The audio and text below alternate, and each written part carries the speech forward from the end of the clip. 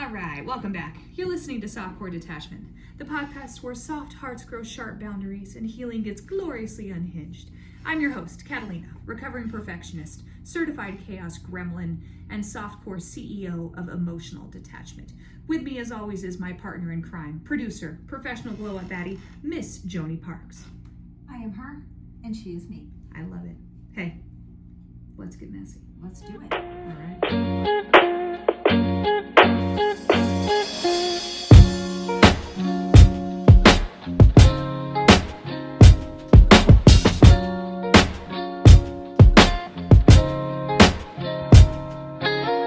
Buckle up. Oh, Are you buckled? I'm buckled. Okay, I'm good. ready. Today we're diving into the magical mystery ride that is Perimenopause. Oh, snap. This is what I call it. Okay. When your body decides to go rogue and rewrite the rules without any permission. I like that. Right? That's good. Yeah. I think that sums it up pretty nicely because let's be real. Perimenopause kind of feels like your body just unsubscribed from you, the person that you've known for the last 40 to 50 years. Yeah. And everything that you thought you knew is now not anymore. And suddenly you're sweating your butt off in Target, forgetting the words mid-sentence. You're like, I know what I'm talking about. Why aren't my mouth making the words that I thought I was saying once? And then you're sitting with your daughter on the couch watching K-pop Demon Hunters and you're crying your eyes out because she finally accepted who she was. Aww. And they're singing the song in perfect harmony. First of all, that's a great movie, okay? I don't know why people are hating. They're not hating. It's like number X of 10 on Netflix. I've seen it. And it's trending on Spotify too. Like the soundtrack is doing really good. So your hormones during perimenopause. There it is. Right? Staging a coup on your brain, mood, and body. Those are the hostages. Yeah. And not only are those the hostages, but anybody living in your house, the poor kid that's like taking your order at Starbucks, he's in on this as well. It's like one of those Denzel Washington movies where he's a hostage negotiator and everybody unfortunately has to walk on eggshells around you. And there's good reason behind it, all right? Estrogen and progesterone are fluctuating in your body. All the symptoms that you're experiencing are real. You're not crazy. And it can really feel like it because everything is thrown completely off. Females' bodies depend on those hormones. It started obviously when we were super young, right? Puberty. And then it stabilizes. We go through our normal monthly cycle and then boom, everything is completely different starting in perimenopause. And guess what?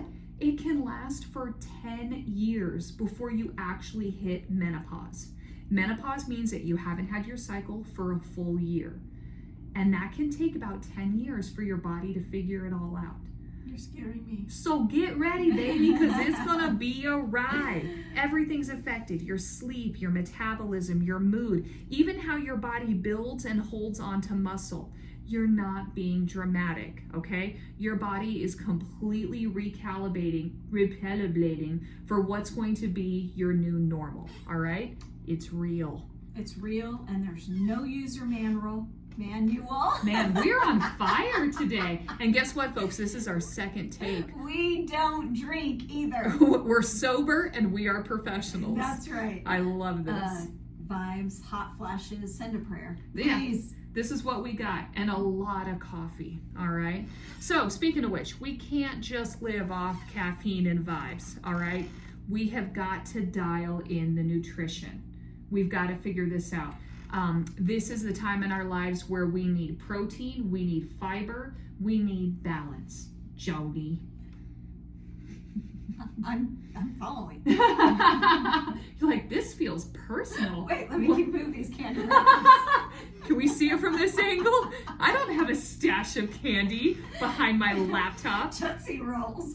So nutrition. Get these Tootsie Rolls out of here. As I'm like shoving my chocolate covered bananas to the side. So nutrition, key. We're not talking about starving ourselves skinny. The 90s are over, all right? The low-rise jeans, the sticking out collarbones, we survived.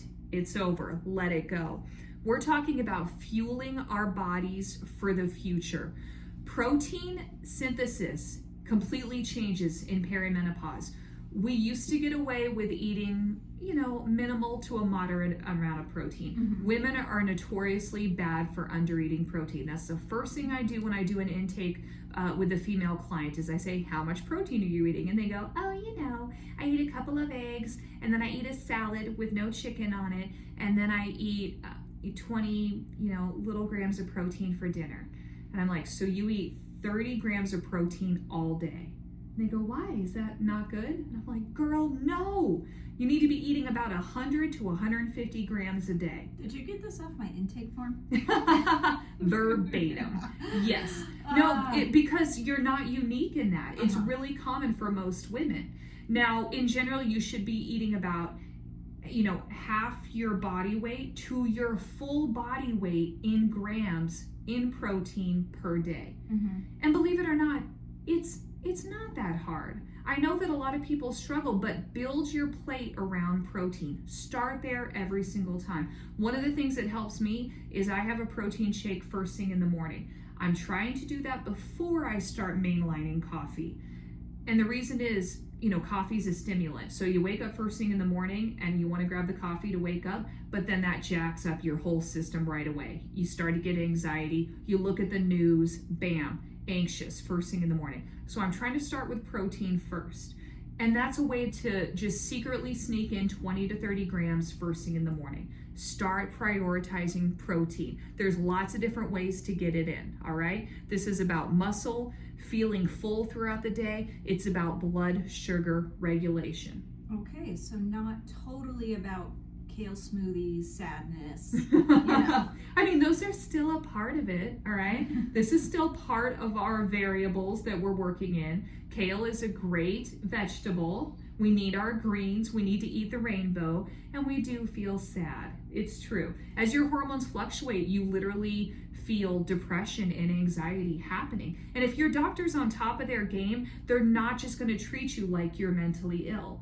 They're not just going to throw mood stabilizers on you and say, good luck with the next 10 years. They're going to treat you for perimenopause, and those other symptoms are going to get better as well. All right, so they're going to help you look at the bigger picture. Think about strength foods, right? We got chicken, fish, beans, lentils, cottage cheese, Greek yogurt. Sneak in the high fiber foods as well. Those good carbs, the good carbs, sweet potatoes, whole grains. It's so important for your gut health. That's literally how we make the good bacteria that we need for a functioning, belly. When all that goes awry, everything else is off balance as well. So healthy carbs are super important, and healthy fats. I know that that's like a weird concept. People are like, what are healthy fats, right? What do you think? What are some examples? I'm going to guess avocado. Ooh, such a good one. Great job. Because I like me some guacamole. Guacamole is on the menu.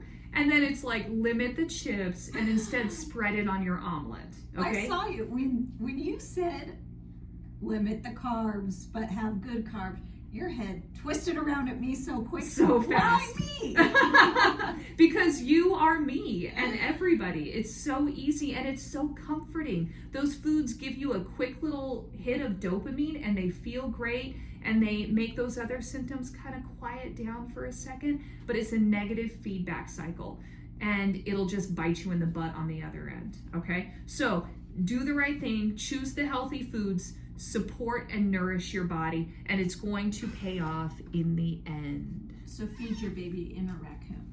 That's right. Don't starve her. Don't starve her. Yeah, we love that. All right, your favorite subject.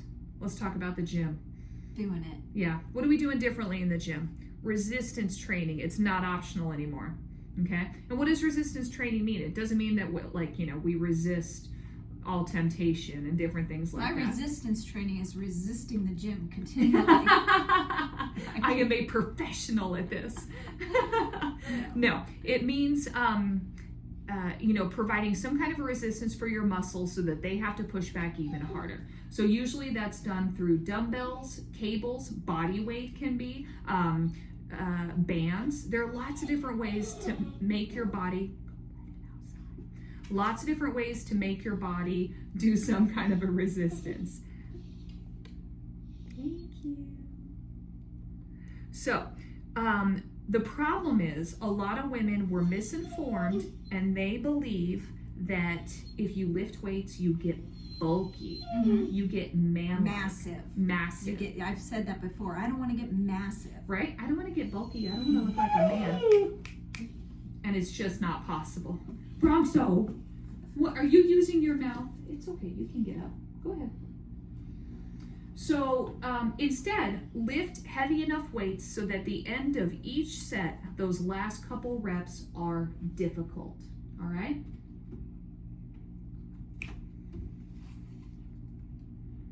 And if they're difficult, you rest a little bit and then you go on to your next set. And then you are on track for building a nice physique, building lean muscle. This is going to help your metabolism, and it's going to help you with perimenopause and strength for life. All right? It's the best thing you can do for your long-term health. I mean, nothing is more badass than throwing around a barbell while your own body is gaslighting you, right? That's right. Not today, bitches. Not today. Yes.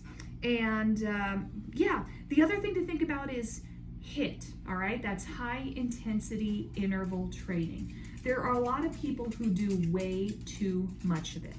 And 5 days a week of that kind of circuit training where you're on a timer, you're going way too fast. A lot of people get injured, and it makes your body just dump cortisol into your system, the stress hormone. And we want to limit that. Now, a little bit of stress is good, a lot is bad. So a couple days a week of HIIT training, some circuits, gets the cardio system working. Heart rate goes up and then comes back down. We love this. That's good for you. But then 2 or 3 days a week of strength training. So we want back and forth like that. Lift heavy, do a little bit of cardio, a little bit of sprint training, that's good. But we can't just be cardio queens. We can't be doing long-term endurance style where we're running like 35 miles 3 times a week. I don't know who does that. Go off, sis. But you might want to change up your training regimen because that's not going to work in perimenopause. Overtraining will kill our gains and probably your will to live as well, okay? So are we changing our mindset that we're not just here in January for bikini season in 6 months, right? That's right. I know you have friends who have said that, or probably clients even that have came to you and said, I just want to be bikini ready by May. Exactly. Right? We live in Arizona, so maybe by March. Yeah. But it's January. It's right? already hot. And they do this in January, and the sole focus for the next couple of months is just looking good on the beach or at the pool or whatever it is. It's beyond that. It's not just that, right? Yeah, because then what? Then what? Your body is going to want to gain it all back, especially the faster you lose it. Your body wants homeostasis. It wants balance. And it's our job to do things slow, steady, consistently. Think sustainability. What can we maintain for the next 5 to 10 years? Because that's the real goal.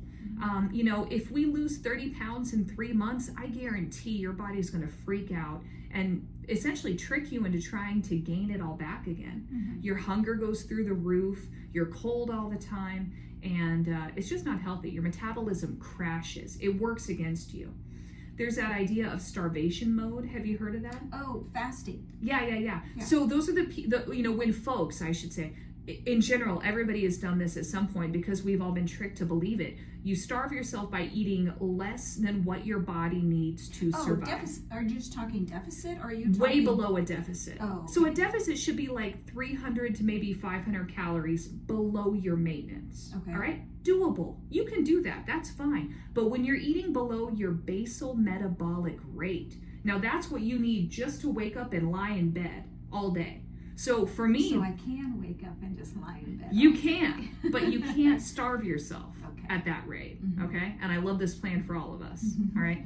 So we're talking those folks who are eating like 1,000 calories a day, and that's it. And it's like, yeah, of course you're losing like 30 pounds in 3 months. You're starving yourself, and your metabolism will become low functioning. It's gonna stop working, and then you're gonna hold on to fat stores because your metabolism's like, shit, when are you gonna feed me again? I don't know. So I'm not giving up any fast stores. Who knows when you're going to feed me again? You plateau, and then you will not lose any more weight. And then folks come to me and they're like, I don't know what I'm doing wrong. I'm just not losing weight. I'm like, okay, how much are you eating? And they're like, 1,000 calories. I'm like, dude, my toddler eats 1,000 calories. You're a full-grown adult. Have you ever heard like on all commercials where they're like, based on a balanced diet of 2,000 calories? Yes. Yeah. So a true deficit is only a couple hundred. It's not 1,000 calorie deficit. Eat more food. And your metabolism will be healthier because of it. All right? Okay. All right, that's the thing. So, perimenopause in general is not the end of our world. It's just the end of doing things haphazardly, all right? You got to be methodical. You got to be smart. And that usually means you've got to get some support.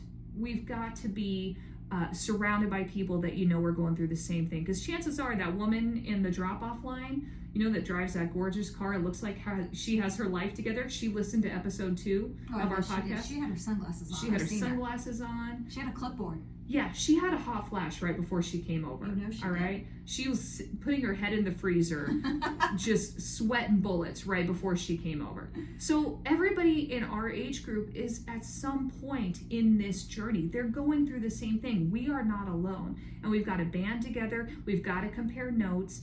And you don't have to feel so isolated. We've got a community. We've got ways that we can help. I'm building my support systems for this right now. Yeah. Gym buddies, new friends, new work friends. Good. Just leaning on people and not letting this be so taboo. And just trying to remind myself, you know, just reminding our friends that we're not broken, we're transitioning. Absolutely. I like how you use the word taboo, because I think it really was for so many decades, like for our mom's generation and certainly our grandmothers, like it was not talked about. You want to hear a crazy statistic? You know how old the Golden Girls were the first season that they started filming? No. In their 40s and 50s. Think Why about do that. they look like that? I know. Like, that's us. We're that age. Do we look like that? No, we are hot as shit, girl. Like, we are not going to do that. That's not going to be how we age. Hey, and that's hair not ties, how... Check my nails. That's right, baby. How we do. I'm feeling good as hell. So that's not how we're going to be aging. That's not how we're doing things. Our skincare is completely different. Our exercise routine is different. And you bet your butt that menopause is going to be different for us, too. Oof. Okay? It's a transition. It's a transition. But it's like a messy middle. Ooh, I like that. You know? Yeah. We haven't quite made it over the hump yet. Okay. We're getting there. We're getting there. It's a slow trek. Yeah. But it's a messy middle. And we're going to figure it out. Yeah. We're going to be just fine. We've got a great group. We have the education. We've got people who know what they're talking about. We follow their advice. We eat the right foods. We do what we're supposed to do. So we're going to be just fine. And we validate each other. It's not going to be nearly as scary. We're going to be like, oh yeah, me too. I sweated through my bra at Trader Joe's the other day. Be like, yeah, you too. Oh, I see some sweat right here. Yeah, right. Just air it out a little bit. No problem. Yeah. All right. So if you're in the messy middle of menopause and perimenopause, then join us. The inner circle is open, and we want you to be a part of it. Come tell your funny stories and get the support, get the plan, get your exercise program on point, get the nutrition that you need, and, you know, just be part of it with your sisters, because you're not alone. And we can do this together. There is life on the other side, and it doesn't involve the Golden Girls theme song. Okay? Thank you for being a friend. Well, if you are already on the other side of perimenopause and you've been through menopause and you're listening to us, come join us. We need help. We need your advice. We need to know it's okay. I like that. That's a great need to bounce point. this question off of you. Is this sweat normal? Is it Do normal? I really have a hair right here? I gotta ask somebody. Because my BFF cat will say, oh no, girl, you're looking good as hell. And then on the other side, that woman's like, yes, like, you do have a giant chin hair, and you're going to want to pluck that. Oh, that's funny. Join and that's us, a great please. point. Yeah, some mentorship would be good as well. Yeah. Show us the beacon on the other side. I like that. All right. Well, as always, thank you so much for joining us. Come be part of our amazing group. And as always, please know we truly do love you, and all the messy middle, the light, and the darkness.